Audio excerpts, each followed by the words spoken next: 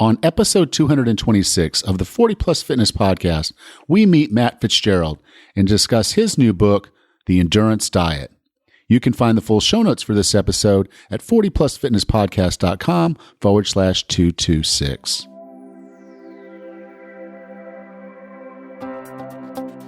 Have you decided you're ready to make a change? To reclaim your health and fitness? The 40 Plus Fitness Podcast is here for you. I'm your host, Alan Meisner. I'm an NSAM certified personal trainer with a specialization in corrective exercise and fitness nutrition. Let me be your coach as you find your way on your health and fitness journey. All right, let's go.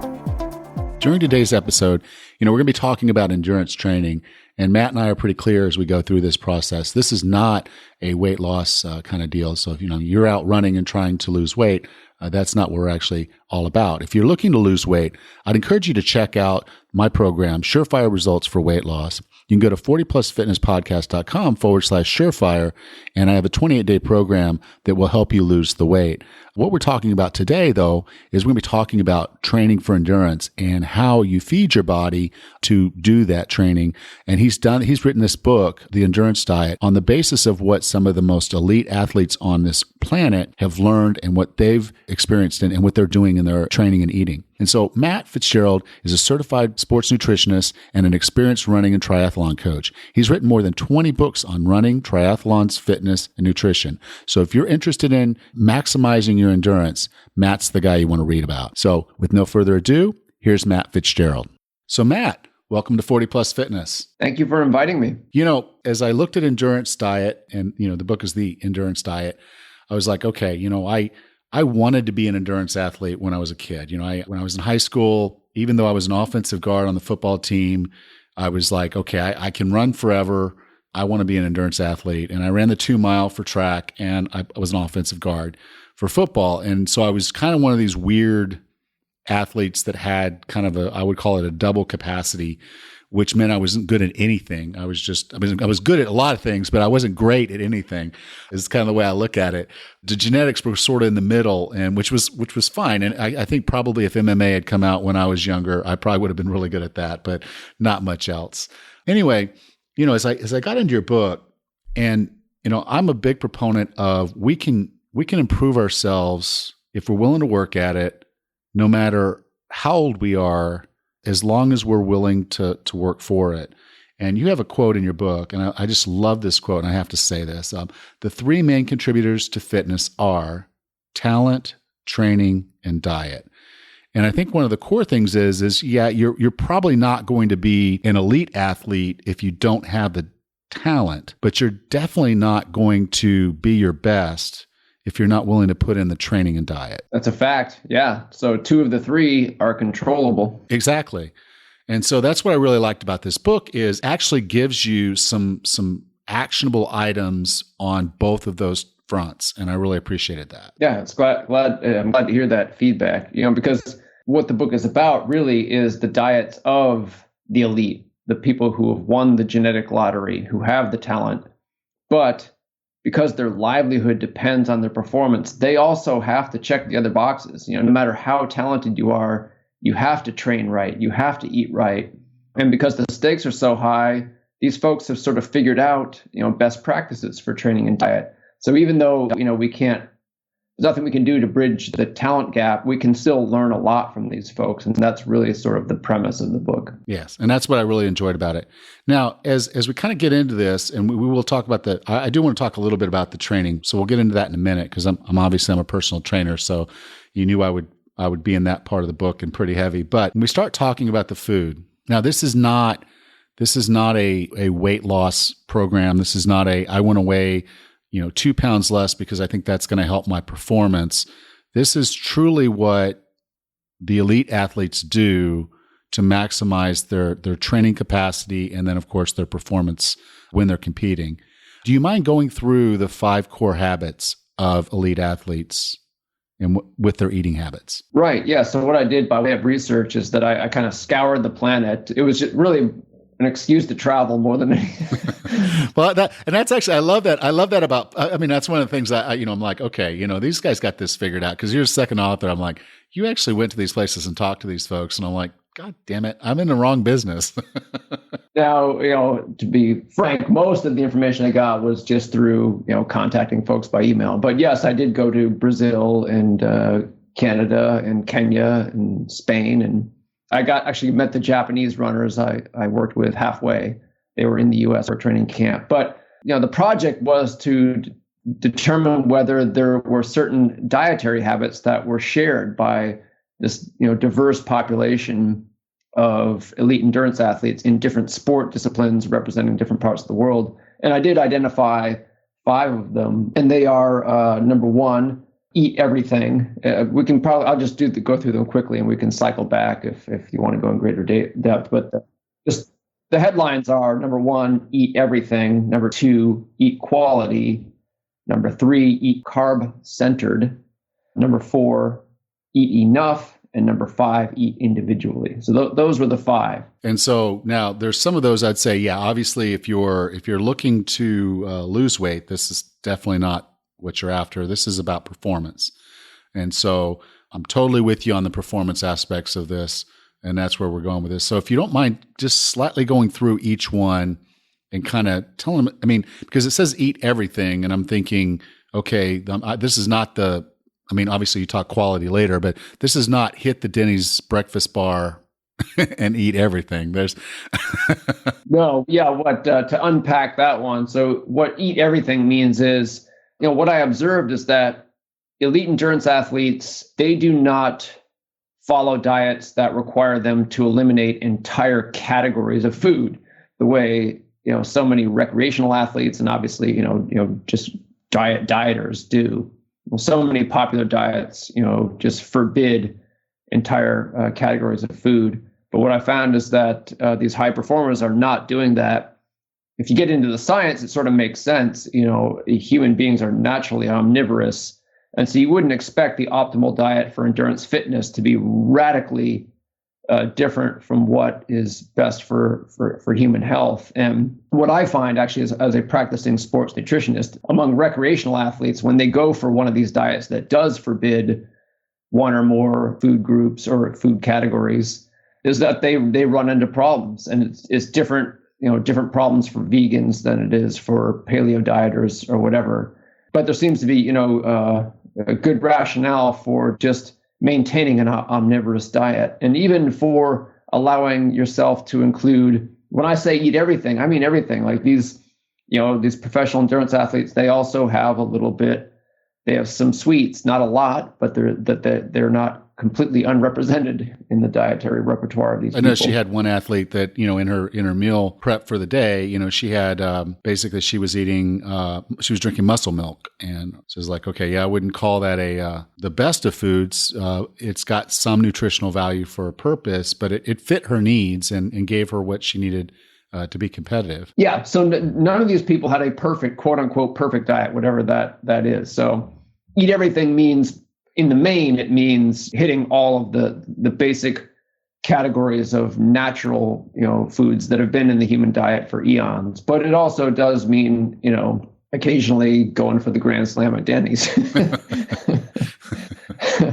which is actually kind of refreshing. It's like, you can have good enough without necessarily having perfect. So now when we talk about quality is not a Denny's thing. So then, the big qualifier, if it were only one habit, eat everything, it would be game on. But the big qualifier for eat everything is the second habit that I observed, which is eat quality, which means that the diets of these individuals are heavily skewed towards the natural, unprocessed food types, things like fruits and vegetables, nuts, seeds, and healthy oils, whole grains, unprocessed meat and seafood, dairy. And it's definitely, the low quality food types are, they're very marginal in the diet. They're there, but they have a small place in the diet. So that's the quality piece. Then we get to what would probably be the most controversial, depending on your perspective, habit, which is eat carb-centered. I was very deliberate in describing this habit not as high carb, but as carb-centered, because what I really found is that carbohydrate intake in this population depended on their training level. So when they had a for a lot of them anyway, when they have a day off from training, they're not having a high carb diet. But when they have a very heavy day of training or a race, they have a very high carb diet. But what is consistent is that the diet tends to be as a baseline carbohydrate centered, which simply means that there's some type of high quality carbohydrate rich food represented in almost every meal and in most snacks as well. So we can dig deeper into that if you want to, but that's simply my observation. Yeah, I do kind of want to because, there's been a lot of discussion, and I listen to a lot of podcasts myself, and I listen to a lot of people. And I know that, there was one podcaster, his name is Ben Greenfield. I'm not sure if you're familiar with him. He was training for an Ironman, which is, I would call a pretty heavy endurance athletic event. And so this was in Hawaii, and he was going to do it while in ketosis. And what he found was he had a problem during the race of some of the fuel that he wanted, which was more of a MCT oil based fuel that he wanted to try during this race. It spoiled. So he ended up having during the race to switch to carbohydrates. So I would technically call that a failed experiment, only from the perspective it was probably great that he could complete his training, which he minimized anyway, because that was another thing he was working on. But which is kind of a question of, through your discussions with different athletes and whatnot, have you really run across any ketosis-based endurance athletes that were really high performers? No, not true elites. And that's a word that is much abused. But my definition of an elite athlete is someone who makes a full-time living off of their ability to perform in competition. So there are a lot of athletes like Ben, not to slight him, but Ben is a recreational endurance athlete, a high-performing recreational endurance athlete. So that's part of the reason I wrote this book, is that there's this weird bifurcation in the sport where what the most successful athletes are doing, not just with diet, but with training also, is one thing, and what a lot of serious recreational athletes are doing is another. There's a whole host of sociological reasons for that, I think, but they're simply not the same. That you won't get someone who's trying to win the Tour de France consuming MCTs as their sports drink, during stages of the Tour de France. You simply will not see that. So now the next one I can definitely get, because I can tell you when I trained for endurance sport, I almost couldn't eat enough. So the next one is eat enough. Yeah, and this one again, if you're coming from the perspective of someone who's not an endurance athlete, what you're used to is the idea is that people eat too much, which is certainly true, at the population level by and large.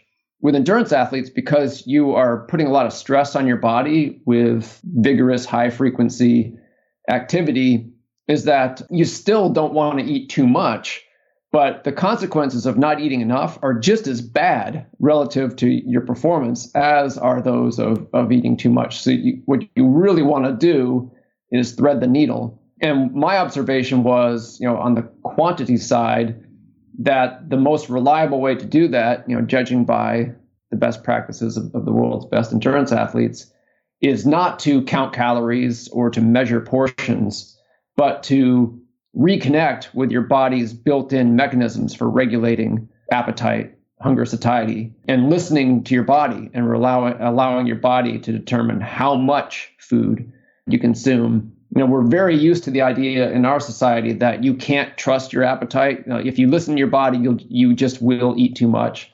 But that really isn't necessarily the case. We're all born with that capacity. And I cite research in the book showing that, infants are really good at not consuming too much. They will cut themselves off if they have a mother who tries to feed them too much breast milk or formula. But we sort of systematically train, individuals in our society to overeat.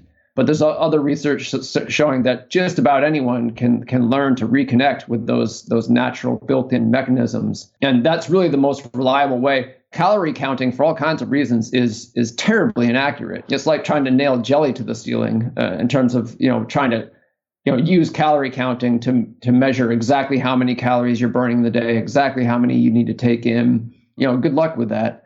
It has its uses, even despite its inaccuracy in certain circumstances, but not for endurance athletes trying to perform at the highest level. So It takes a little work, a little bit of a biological reset, requires some mindfulness, but eating enough by eating mindfully is something that just about anyone can do. Amen.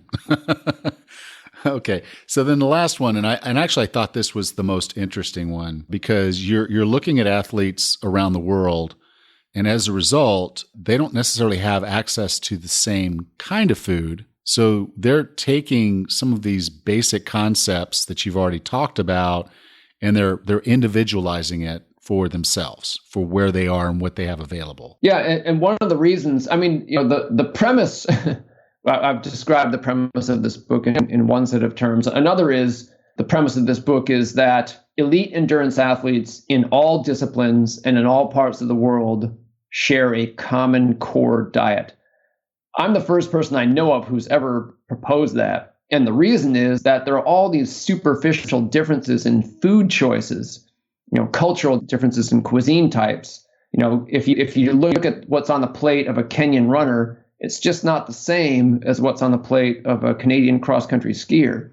But if you drill down and look at the level of habits, not specific food choices, then you start to notice the commonalities. And that's what I was getting at and have gotten at in this book.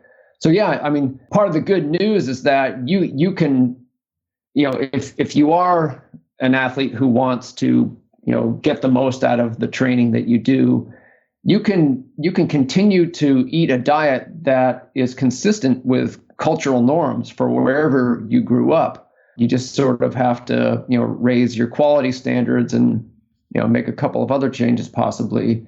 But it even goes beyond the level of culture to the level of individuality. Each person, each athlete has their own preferences, their own likes and dislikes, perhaps food intolerances. And, each of us is metabolically individual as well. So what I found with, the elite athletes is that they're just really good at attaching cause and effect with diet and performance diet and health, diet and sleep, you name it. So that, the first four habits that we've talked about already, they establish a framework. They're sort of the one size fits all, the rules that you can't get away with breaking. But there's still a lot of room within, the parameters that are established by those four habits for individuality. And if you really want to get the most out of your training, you need to take advantage of that freedom and sort of find your own individual sweet spot. And the way you end up eating might be a little different from what any of your training partners does, but it's the best version of this endurance diet for you. Which I think is, kind of takes that, when you talk about the mindfulness part of the, knowing when you're full and making sure you eat enough, it takes it kind of that next level of saying, okay, it's not just about how this meal made you feel and when you felt satiated, it's how did you perform the next day? How did you perform over the course of the next week?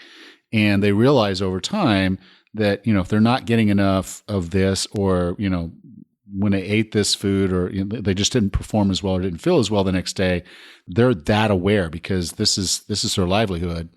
So they're at that level of focus and attention to something. And if you're really looking to just even if it's just to improve your health, not so much just even being better endurance athlete, I think it's like paying attention to how food makes you feel the next couple of days is really kind of a good precursor to making sure that you have everything you need in your diet and that you're eating the right way for yourself. Yeah, that's a great point. And it's worth pointing out that here we're not talking about science. You're sort of on your own at this level. And at some point, it doesn't really matter if you're exactly right theoretically about, the changes that you make to your diet. It's heuristic. It's about what works. So, in the book, I give an example of a professional cyclist who developed his own, personal habit of eating meat or fish on alternate days. Because he logged his food, and there was almost no meat or no protein, hardly, in that day, and you just caught him on the wrong day. Exactly. So you would think he was a vegetarian based on the food journal he gave me, but he told me, if you'd caught me the day before, the day after, I would have eaten meat or fish. And like when I asked him to explain it, he said, I just found that if I don't eat enough, if I eat meat less often, I lose power. If I eat meat more often, I gain weight. Well, that may or may not be strictly true, but it's his observation, and he's performing at an extremely high level and better than he was perhaps when he was fiddling with his diet a bit. So that's fine. All's well that ends well. And I even talked to the team nutritionist for the team, actually the chef for the Canadian ski team, and he told me, like, some of the stuff that I get from athletes is flat out superstition, but I don't care. It's like, even that, it's the placebo effect. So if it's working, he doesn't look a gift horse in the mouth. So I don't necessarily want to advocate for superstition, but there is a clear psychological component as well, just like finding your formula and believing in your formula, mostly for physiological reasons, but even partly for psychological ones. Absolutely. Okay. So now, of course, me being the personal trainer, I'm going to have to jump into the training. And it was interesting because this is for maximum endurance fitness. You had 8 essentials. And as I went through the list, I'm like, well, that's essentials for all fitness. Whatever you want to do in life, just being a better human being and feeling better. These are all great rules. So do you mind going through your 8 essential training methods for maximum endurance fitness? Not at all. So the first one is the 80-20 rule, which refers to intensity balance. Obviously, there's a whole range of intensities one could exercise at, from a slow walk to an all-out sprint. And what has been found in the realm of endurance performance is that an 80-20 balance produces the optimal results, where 80% of the time you're at low intensity.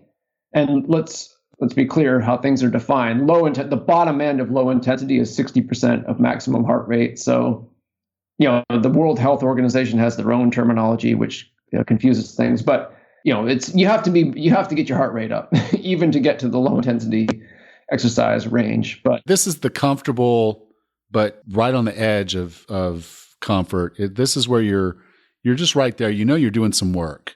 You're not working. You're working. And the way I kind of look at it is if you add, like you said, just 60%, but I kind of say is if you can carry on a full conversation, you're just a little short. If you can have a conversation, but you're going to have to, breathe in between and deal, you're kind of right there. If you can't utter a word and have that conversation, you're a little over. So it's kind of just that right little push. And it's going to be different for everybody because, someone in my condition, your condition, you're moving at what I would call a sprint. And for me, I would literally be moving at what I would call a moderate jog. But it's kind of that thing that's going to be a pacing for yourself to say, okay, I'm pushing at this level. But then your 20% is where you're at it. You're giving yourself some really hard, good stimulus to do something special. Yes. And the mistake that the vast majority of recreational endurance athletes make is doing there's kind of 3 buckets: low, moderate, and high intensity. And the typical recreational athlete, they're doing everything at moderate intensity. So when they think they're at low intensity, they're actually at moderate, which is more stressful and only minimally more beneficial. So they're always going around with this kind of almost invisible burden of chronic fatigue that prevents them from also really going to high intensity, which is high stress, but also high benefit, kind of the high risk, high reward bucket. So it's just a matter of, sort of most athletes need to polarize their training intensity more. When, the go hard or go home mantra, make your easy days easy and your hard days hard. Yeah. When we would train, I was 2-mile track in high school, and we would do, I think about once every 2 weeks, we would do this fartlek where they would want us to, really push for a short distance and then slow down and push and slow down. So we would do, 1 lap really hard and 1 lap really slow, and maybe 2 laps really slow, depending on what the coach was throwing at us. And it was kind of that deal of every other time he just wanted us to just go around the track, be comfortable, be relaxed, actually focus on enjoying running versus competing to run. And, your performance just gets better because you don't break yourself. And when you do that hard training run, you're going to have, another week or so before you're going to have to do it again. So you're not dreading it and thinking, this is my life.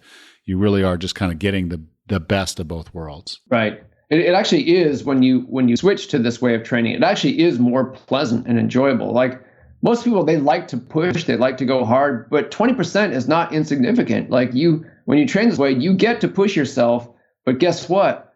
By taking it easy the rest of the time, you actually, when it's time to put the pedal to the metal, you have the wherewithal to really get after it. And that's a lot of fun. Yeah. And I can say that, and honestly, this works for if you're doing weightlifting, this works if you're doing mass building, this works for just about any kind of training you want to do, because the reality is you don't need to be all on all the time because your body just won't take it, particularly when we're over 40.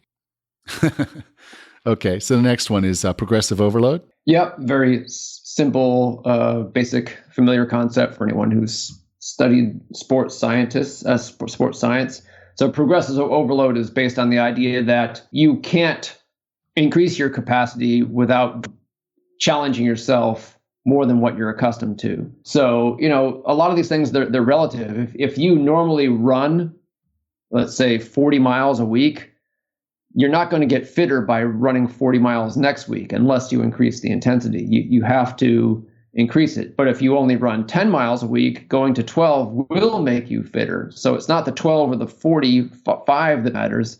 It's the progressive overload. But these increments have to be small. If you try to jump from 10 miles a week to 40 or 45, you're going to break down. So, you have to sort of take the long view when you're looking to build fitness and understand that you have to push your limits, but you have to push them in small increments over a period of time. Okay. And my next one's my favorite is the purpose-driven workouts. Right. So, workouts, they come in different types. I mean, if you're going to approach the question simplistically, you might ask, what's the most effective workout?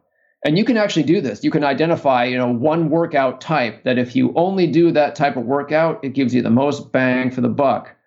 And then if you want to persist in this way of thinking, you would say, okay, if that's the most effective type of workout, then that's the only type of workout I should ever do. But it doesn't work that way. What real world evidence has shown, and what the better science validates, is that there's a variety of different types of workouts that are just they just work better than the alternatives. Like, if you want, what you're trying to do is play around with different intensities and durations with your workouts. And certain formats just lend themselves to that. So you have your steady, low intensity recovery session. You have your high intensity interval session. Sometimes if you're a runner or a cyclist, you want to have those sessions occur on hills, which gives you a slightly different type of training stimulus. You've got your long endurance sessions. You've got your tempo sessions, which is like, some moderate intensity work sandwiched in between a warm up and a cool down. Just, generations of experimentation have revealed that, certain formats are sort of just bread and butter building blocks of an effective training program. And now it's a matter of just, not reinventing the wheel, not trying to fix what works. The highest performers, they have this toolbox of workouts that they use. What's the problem for most recreational endurance athletes is that they're availing themselves of some of those tools, but almost, very seldom all of them. And you want to use all of those tools available. And there's some self-awareness to this of knowing, okay, what are my weak spots and what are my strengths? And then managing kind of your workouts around, getting the right benefit mix with those two things. Right. Yeah, exactly. So speaking for myself as an athlete, I have found that certain types of workouts, certain components of the fitness that I need to perform well come slowly for me. I need to chip away at them. So I will include more of the types of workouts I need to develop those components of my fitness disproportionately compared to what some other athlete might be doing. Okay. Now, the next one I kind of like is the hard, easy rule. Yeah. So that's the idea that, we've already established that some of your workouts need to be hard, some need to be relatively easy. And the hard, easy rule is just the principle that with some exceptions, it seldom works out best to stack your hard workouts together and separate them with a whole bunch of easy workouts. That you're by and large going to get better results if you sprinkle your hard sessions, sort of evenly, distribute them evenly. So if easy workouts are the background, that's the 80%, the hard workouts, the foreground, need to be sort of evenly distributed against that background. So, but if you're training for a stage race, for example, which few of us are, there's some specificity in doing hard workouts back to back. But if the main goal is just to build your capacity, yes, you want to have hard workouts. No, you don't want to do them on consecutive days generally. And we see this a lot when people are doing the strength training or the mass building, is that they'll do kind of the same thing. They'll have a heavy day and they'll have a light day. And, it's basically, it's allowing them to continue the movement patterns, kind of get the benefit of the workout, but kind of still have a little bit of recovery occurring during that period of time so that they're not just wrecking their body. The hard days are going to pay for it, and then the easy days are just going to kind of keep them moving forward. So recovery weeks, and when I saw recovery weeks, I kind of was like, okay, I don't know that I would take weeks off per se, but when I read what you had to say, I thought, okay, yeah, we need to talk about this one for sure. Right. There's a difference between recovery and rest. Recovery is relative. Just to really sort of to paint the picture, take an elite marathon runner. In the week before running an actual marathon race, one of these athletes might run 60 miles, which would destroy most people, but that is recovery for them because normally they're running 130 miles.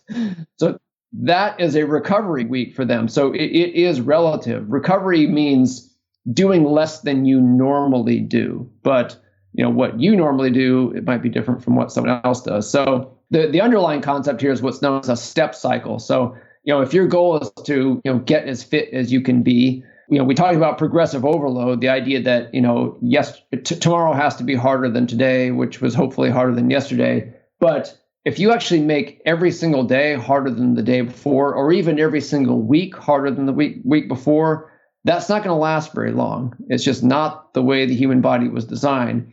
So to make the most long-term progress, you need to organize your training in step cycles so that usually these are 3 or 4 week cycles where, this week is challenging, next week is a little more challenging, and maybe the week after that is even more challenging. But then in the 4th week or the 3rd, you dial back and give your body a chance to just absorb all of that work, fully adapt to it, and then emerge prepared to work even harder in the next step cycle. Okay, now periodization is a term that's very, very popular within weightlifting and bodybuilding. So do you mind explaining how you use periodization with your running or with endurance sport? Yeah, so in endurance sports, periodization refers to the idea of just breaking down the entire training cycle. Let's just give the example of, I'm going to train for a marathon, and today is day 0, and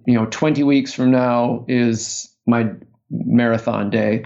So what you want to do is not look at those 20 weeks as 20 weeks, but break it down into phases where you have sort of different objectives, fitness building objectives in each phase, and each one builds naturally on what came before. So in the terminology of endurance sports, you would start with a base phase, which is mostly low intensity, gentle, just building the overall volume of your training. Then moving on to more of a build or specificity phase where things become more race specific.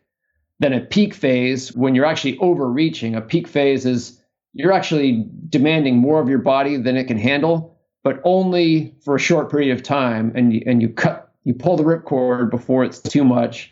And then the last phase would be a taper phase where you dial back, let your body fully consolidate the gains that you've earned through all that training, and then be ready to race. Okay, and then the next one is downtime. Yeah, so downtime is it's the macro cycle. So human beings, we're sort of like the rest of nature, where we can't go hard all the time. Like, a field needs to lie fallow in a certain season. You just can't get strawberries to grow from the same field 12 months a year. And human endurance athletes are the same way, where you can't expect to be at peak race fitness in all seasons. So downtime is just basically the idea that you need to look at your calendar and at most aim to be as fit as you can possibly be 3 times a year, more likely 2 times a year, sort of depends on what your specialization is. And downtime is required after each peak. So you sort of, use periodization to build to the point where, okay, I'm as fit as I can possibly be for a race or a short series of races. And then I go through a period where I intentionally lose fitness. And this is hard for a lot of athletes. They don't understand that they'll be fitter than ever next year if they go through this and just voluntarily give away their hard-earned fitness by resting and relaxing and regenerating for a period of time, even gaining a pound or two. I call it having a really good football season is what I call it. Yeah. Well, yeah, it's nice that it is nice that the off season coincides with football season for many sports. And so the last one you have is strength training, and you don't really have to convince me too much there, because I do believe that pretty much any athlete, regardless of what they're trying to accomplish, by kind of gaining some strength is going to see some competitive advantage in having that strength. There's probably with some endurance athletes, there might be a little bit of a trade-off over whether they tend to put on mass or not. But I would say probably most elite athletes don't have to worry about that too much. Yeah, so you don't have to be convinced. A lot of endurance athletes do. I mean, runners run because they like running. A lot of them do not like going to the gym or even lifting up dumbbells at home. But I actually enjoy weightlifting, strength training. But I've done it for ages, and the benefits are so clear. So in the end, if what matters most is not necessarily having fun all the time in your training, but getting the best possible results from your training, then you absolutely, even as an endurance athlete, you'll want to incorporate that strength training. Well, I pretty much think anyone who's generally competitive in anything, once they start doing a little bit of strength training, that's going to naturally kick in, that they're going to want to lift a little bit more. They're going to want to be able to do a little bit more. When they see what that does to their overall performance, whether it's endurance performance or just living better, and when I talk to a lot of runners, I'm like, what are you doing on a lateral plane? Because you're running in a straight line all the time. I said, what's your lateral strength like? What's your lateral conditioning like? And they start thinking about it, and it's like, well, maybe I do want to build that. And once they start working on it, they realize it actually does help the running. They feel more comfortable, more stable. And again, maybe they're not at a competitive level, but it's just kind of one of those things to say, this is another component of fitness that you want to work on. So I appreciated that was one of the top 8. Yeah. Hey, all I care about is what works, and that it works. It did. And you've done the research. Now, I like your stance on supplementation. We're not going to spend a lot of time on it, but do you mind just kind of going a little bit over how you feel about supplementation? Because everybody would think, and I would have too, and you said this in the book, is, okay, what supplements do I need to take to maximize my performance as an endurance athlete?